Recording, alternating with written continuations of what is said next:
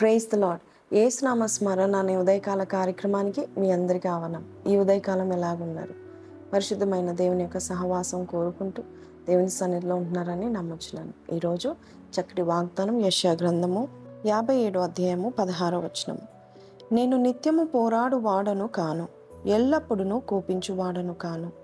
అలాగుండిన ఎడల నా మూలంగా జీవాత్మ క్షీణించును, నేను పుట్టించిన నరులు క్షీణించిపోదురు. ఈరోజు దేవుడు మనకేం చెప్తున్నాడంటే, మన దేవుడు ఎప్పుడు కోపించేవాడు కాదు. నిత్యము మనతో ఫైటింగ్ చేయాలని ఉండదు. ఎందుకంటే మనతో అలాగుంటే మనం క్షీణించిపోతామని తెలుసు.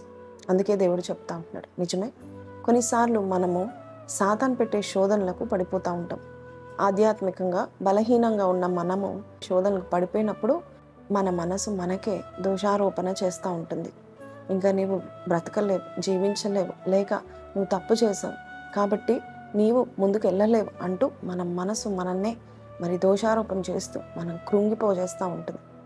కొంతమంది అంటారు, నేను పాపం చేశాను కాబట్టి నేను ముందుకు వెళ్ళలేను, ఇక్కడే ఆగిపోతాను, నా జీవితం ఇక్కడే ఆగిపోయింది అని చెప్తారు. ఇంకా కొంతమంది అంటారు, నేను పాపం చేశాను కాబట్టి దేవునికి నేను దగ్గర అవ్వలేనని చెప్పి మరింత పాపాలు చేస్తారు. మరింత ఆ పాపాన్ని మర్చిపోవడానికి ఇంకా ఎక్కువ పాపాలు చేస్తూ ఉంటారు. దేవునికి ఇష్టమైన క్రియలు చేస్తూ ఇంకా దూరంగా వెళ్ళిపోతారు. ఇంకా కొంతమంది పాపం చేసి నేను బ్రతికుండడం వేస్ట్, చచ్చిపోతే బాగుంటుంది అని అనుకుంటూ ఉంటారు. ఒకవేళ మీరు పాపం చేసి మీరు ఏమనుకుంటున్నారు నాకు తెలియదు, కానీ ఈరోజు మన దేవుడు చెప్తా ఉంటున్నాడు, నేను నిత్యము పోరాడు వాడను కాను. నేను అలాగ నీతో ప్రతి విషయానికి పోరాడితే నువ్వు క్షీణించిపోతావని దేవుడు చెప్తా ఉంటున్నాడు.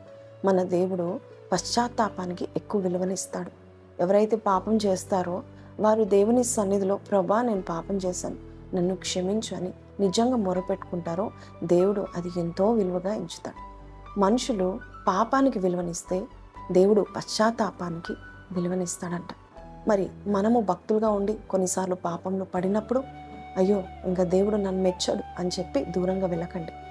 భక్తుల్లో చాలామంది కూడా పాపం చేశారు.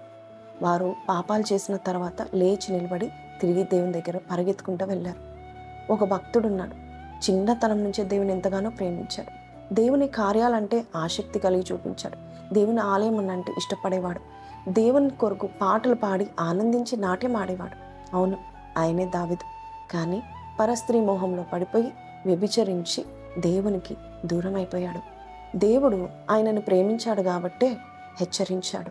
నువ్వు పాపం చేస్తావు, నువ్వు తప్పు చేస్తున్నావు అని చెప్పినప్పుడు దావీదు కూడా దేవుని ప్రేమించాడు కాబట్టే ఆ హెచ్చరికను ఎంతో పాజిటివ్గా తీసుకొని పశ్చాత్తాపడడానికి సమయం తీసుకున్నాడు. ప్రభువా నేను తప్పు చేశాను, 51వ కీర్తన మీరు చదవండి, ఎంతగా పశ్చాత్తాపడ్డాడు. అయితే దేవుడు ఆయన రాజరికం తీసేయలేదు, ఆయన తలాంతులు తీసేయలేదు. ఇంకా ఎక్కువగా దేవుని ప్రేమించినట్టుగా, దేవుణ్ణి ఎంతగానో గౌరవించి దేవుని కొరకు జీవించినట్టుగా చూస్తున్నాం. ఈరోజు దేవుడు నీతో కూడా అదే చెప్తున్నాడు. నువ్వు పశ్చాత్తాపడితే చాలు. పాపం కంటే విలువైనది పశ్చాత్తాపం. నువ్వు పాపం చేసి సాతాన్ని పట్టుకునేలా నువ్వు చేసుకుంటున్నావు, లేక ఆ పాపం నేను పట్టుకొని నీకు సిగ్గు తెచ్చేలా నువ్వు చేస్తున్నావు. నీ మనసే నీకు వ్యతిరేకంగా నిలబడి నీకు దోషారోపణ చేస్తూ ఉంది. అయితే నిన్ను రక్షించేది నేను మాత్రమే అని దేవుడు చెప్తా ఉంటున్నాడు. కొన్నిసార్లు అందరు మనల్ని రక్షించారని మన పాపాలు మనం కప్పుకుంటూ మన పాపాలు మనం దాచిపెట్టుకుంటే నథింగ్ విల్ హ్యాపెన్. ఇంకా చెప్పాలంటే శాపాన్ని కొన్ని తెచ్చుకుంటాం. అతిక్రమం దాచిపెట్టువాడు వర్ధిల్లడని వాక్యం సెలవిస్తుంది. దాన్ని ఒప్పుకొని విడిచిపెట్టాలంటున్నాడు. ఈరోజు మన దేవుడు నిత్యం కోపించువాడు కాడు. ఆయన ఉగ్రతతో నేను చూడట్లేదు, నువ్వు తిరిగి వస్తావా అని ఎదురు చూస్తున్నాడు. కాబట్టి ఈరోజు ఈ మాటలు వింటున్నా నీవు పశ్చాత్తాపడు. ఎటువంటి పాపం చేసినా, దేవునికి ఎంత దూరం వెళ్ళినా తిరిగి నీ మార్గం మార్చుకొని ఆయన దగ్గరికి పరిగెత్తుకుంటారా. నిజమైన పశ్చాత్తాపం నీకున్నట్లయితే నిజమైన మంచి జీవితం, రెట్టింపు జీవితం, ఇంతకుముందు ఉండే దానికంటే కూడా మేలుకరమైన జీవితం దేవుడు నీకు దయచేస్తాడు. ఈ మాటలు మీతో మాట్లాడితే నాతో కలిసి ప్రార్థన చేయండి. ఒకవేళ పాపం చేస్తూ బాధపడుతూ నేను ఇంకా ప్రార్థన చేయలేను అనుకున్న వారు కూడా తలలు వంచండి, కళ్ళు మూసుకోండి, ప్రార్థనలో పశ్చాత్తాపడదాం. పరిశుద్ధుడా మహోన్నతుడు తండ్రి, ఈ రోజునైనా మాకు చెప్పావు, నిత్యము పోరాడు వాడు కాడు నాయనా. అయ్యా నువ్వు కోపిష్ఠుడివి కాదు నాయనా, నీవు దీర్ఘశాంతం కలిగిన దేవుడు నాయనా.